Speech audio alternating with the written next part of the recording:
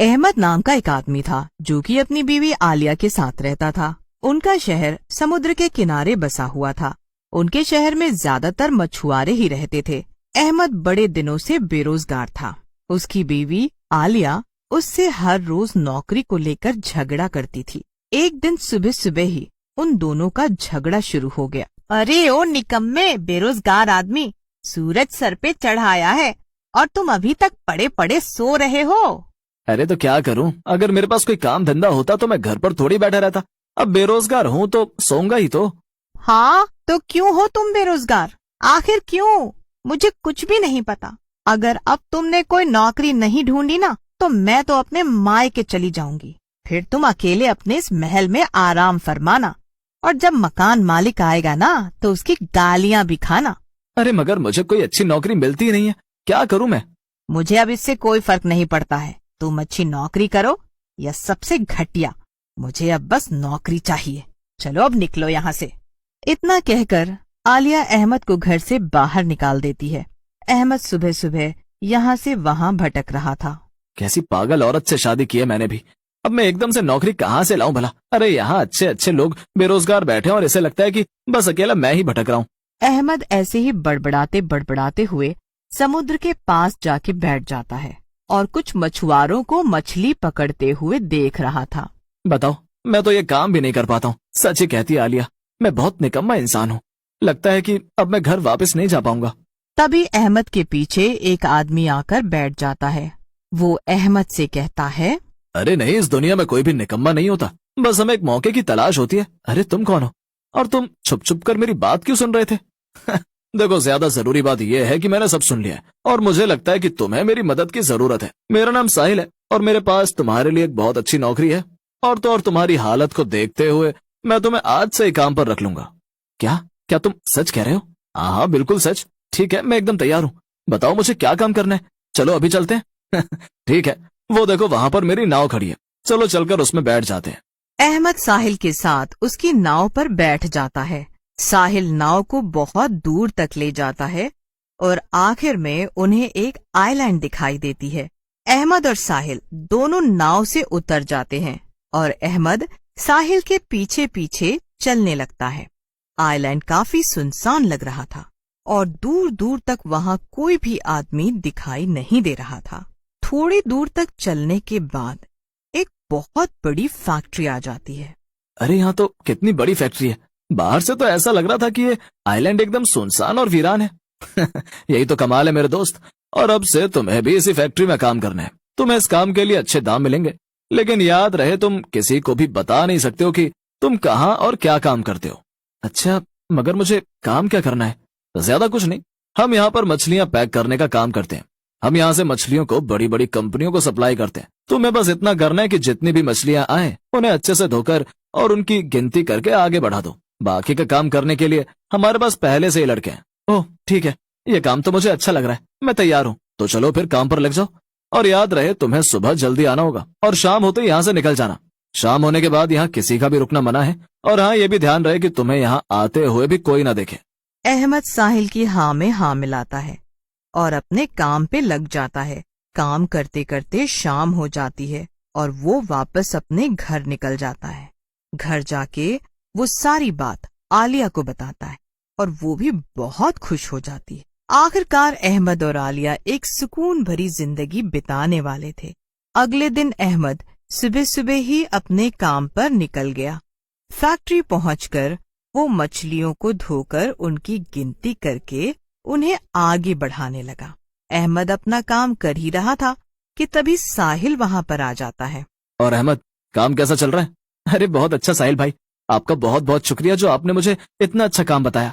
वैसे मैं एक बात जानना चाहता हूँ, ये आइलैंड इतना सुंदर है तो ये पूरा खाली क्यों पड़ा हुआ है? आखिर यहाँ पर कोई आता जा बहुत अच्छा सवाल है तुम्हारा अहमद। दरअसल जिस आदमी की ये फैक्ट्री है उसे खाली इलाका चाहिए था ताकि वो बिना किसी की रोक टोक के अपना काम कर सके। इसीलिए उन्होंने इस आइलैंड को चुना अपनी फैक्ट्री को बनाने के लिए। और उन्होंने आसपास के इलाकों में ये अफवाह फैला दी कि ये आइलैंड भूतिया है। बस भूत के डर से कोई भी यहाँ आता जाता नहीं है। वाह, ये तो बहुत अच्छा तरीका था। फिर साहिल चला जाता है और अहमद वापस अपने काम पे लग जाता है। ऐसे ही 3-4 दिन तक तो काम अच्छे से चलता है। लेकिन एक दिन अहमद को फैक्ट्री से निकलने में काफी देर हो गई थी। काम खत्म करके जब वो थोड़ा आगे आया तो उसके मन में एक ख्याल आया। वाह, कितना खूबसूरत आइलैंड है ये। चलो आज यहाँ पर थोड़ा घूम लेता हूँ। वैसे भी मेरा काम तो खत्म हो ही गया है, अब घूमने में क्या बुराई। ये सोचकर अहमद आइलैंड में यहाँ वहाँ घूमने लगा। घूमते घूमते वो फैक्ट्री के एकदम पीछे पहुंच गया। वहां जाकर उसने कुछ ऐसा देखा कि उसके होश उड़ गए। फैक्ट्री के पीछे मछलियों में छुपाकर हीरे मोतियों की तस्करी हो रही थी। सारी मछलियों को एक बड़े से हेलीकॉप्टर से कहीं दूर पहुंचाया जा रहा था। साहिल भी वहीं खड़ा होकर ये सारा काम करवा रहा था। अहमद वहां से भागने लगता है, लेकिन साहिल उसे देख लेता है। साहिल और उसके कुछ आदमी मिलकर अहमद को पकड़ लेते हैं। अहमद बार बार अपनी जान की भीख मांगता है, लेकिन साहिल और उसके आदमी उसे मार देते हैं। अहमद मरते ही एक भूत में तब्दील हो जाता है। इन लोगों ने मेरे साथ अच्छा नहीं किया। एक तो ये लोग पहले से इतना गलत काम कर रहे थे और ऊपर से इन्होंने मुझे मार भी दिया। अब मैं इन्हें छोड़ूंगा नहीं, मैं अपना बदला लेकर रहूंगा। अहमद का भूत फैक्ट्री के अंदर घुस जाता है। रात काफी हो चुकी थी और साहिल के साथ साथ तस्करी करने वाले वर्कर्स फैक्ट्री में ही सोने जा चुके थे। अहमद को तभी वहां पर कुछ और भूत भी दिखाई देते हैं। अरे तुम लोग कौन हो? हम यहाँ पर पहले काम करते थे और इन लोगों ने हमें मार डाला, लेकिन तुम कौन हो? मुझे जहाँ तक याद आ रहा है मैंने तुम्हें कल परसों यहाँ पर काम करते हुए देखा था। क्या हुआ, तुम्हारी ये हालत कैसे हो गई? अब मैं समझ गया हूँ, ये लोग भोले भाले लोगों को यहाँ काम करने के लिए लाते हैं और जैसे ही उन्हें सब सच पता चल जाता है ये लोग उन्हें मार देते हैं। ओह, तो क्या इन लोगों ने तुम्हें भी मार दिया? हाँ, लेकिन मैं ऐसे शांत नहीं बैठूंगा और ना ही तुम सबको बैठना चाहिए। हमें इनसे अपनी मौत का बदला लेना चाहिए और इन्हें ये गलत काम करने से रोकना चाहिए।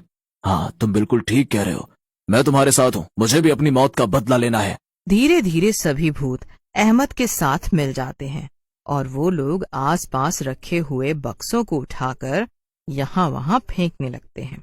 शोर सुनकर सभी लोग जाग जाते हैं। बक्सों के अंदर जितनी भी मछलियां थीं वो बाहर आ जाती हैं। अहमद ने ये सब देखा था और उसे एक आइडिया आता है। वो सभी मछलियों पर अपना जादू कर देता है। इससे मछलियां अपने आकार को बढ़ाने लगती हैं और ये देखकर सारे आदमी डर जाते हैं। अहमद और बाकी के भूत अपनी आवाज भारी करके बोलने लगते हैं और उनके जादू की वजह से ऐसा लग रहा था कि जैसे आवाज मछलियों से आ रही है। बहुत कर ली तुमने अपने हीरे मोतियों की तस्करी। हम सब मासूम मछलियों को मारकर तुमने बहुत माल कमाया है। अब वक्त आ गया कि तुम हमारे पेट में जाओ। क्या? नहीं नहीं, ऐसा मत करो, हमें मत खाओ, हमें छोड़ दो, जाने दो। अरे भला हम क्यों तुम्हें जाने दें? एक तो तुम गलत काम कर रहे हो, ऊपर से मासूम लोगों की जान भी ले रहे हो। हमने सब कुछ देखा है, हम तुम लोगों को ऐसे नहीं छोड़ सकते। तुम्हारे गुनाहों की बस एक ही सजा है और वो है मौत। देखो, हमें माफ कर दो, हमें मत मारो, हम अपनी गलती मानते हैं और हम अभी के अभी पुलिस को सारी खबर दे देंगे। हम ये सारे गलत काम छोड़ देंगे और इस फैक्ट्री को भी बंद कर देंगे, बस हमें मारना मत। तो ठीक है, अभी के अभी पुलिस को फोन करके यहाँ बुलाओ और अपने सारे जुर्म कबूल करो, तभी हम तुम्हारी जान बख्शेंगे। ये सुनकर अहमद का भूत बहुत खुश हो जाता है। सभी आदमी डर के मारे पुलिस को बुला लेते हैं और सब कुछ बता देते हैं। पुलिस के आते ही सारी मछलियां वैसी की वैसी हो जाती हैं। पुलिस फैक्ट्री को बंद कर देती है और साहिल को भी अरेस्ट कर लेती है। इसी के साथ अहमद और बाकी सभी भूतों को मुक्ति मिल